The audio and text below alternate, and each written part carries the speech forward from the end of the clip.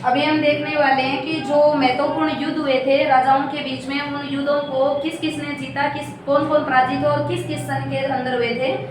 जो देखिए एसएससी के लेवल से सबसे इंपॉर्टेंट क्वेश्चन बनते हैं। तो पहला हम देखने वाले हैं तराइन का प्रथम युद्ध और साथ में देखेंगे तराइन का द्वितीय युद्ध, जो 1191 और 1192 में रहता है। तराइन का पहला और सेकंड दोनों के दोनों जो युद्ध है 1191 1192 किन किन के बीच हुए, तो पृथ्वीराज चौहान और सामने था मोहम्मद गोरी।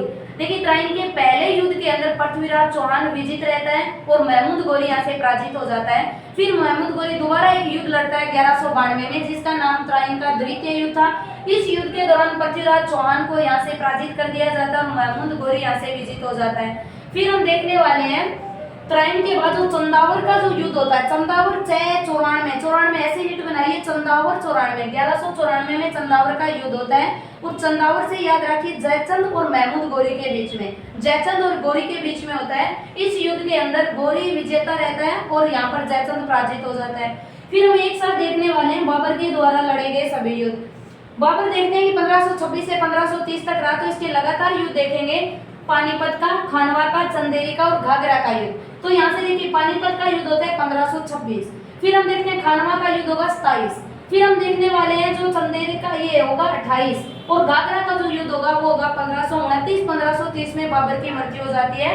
तो देखिए इनके सामने विपक्ष में कौन कौन था, पानीपत, खानवा, चंदेरी, घाघरा, तीनों युद्धों में एक सामने तो बाबर रहेगा और दूसरे विपक्ष राजा बनेंगे। तो देखिए पानीपत के पहले युद्ध में रहेगा इब्राहिम, सभी युद्धों में बाबर विजित रहेगा, भाई सभी युद्धों में बाबर जीतेगा। तो पहले पानीपत के युद्ध में इब्राहिम लोदी और बाबर के बीच में हुआ था, इब्राहिम लोदी और बाबर, इसमें इब्राहिम लोदी पराजित हो जाता है।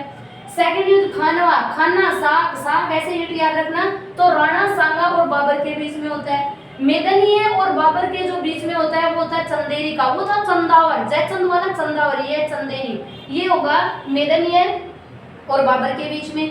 फिर लास्ट होता है आपका घाघरा का युद्ध 1529 को अफगान और बाबर के बीच में, अफगान और बाबर युद्ध लड़ते हैं 1529, 1530 को मृत्यु हो जाती है। फिर आ जाते हैं बाबर के बाद हुमायूं के द्वारा दो इंपॉर्टेंट युद्ध लड़े गए थे, एक तो चौसा का था, एक बिलग्राम का।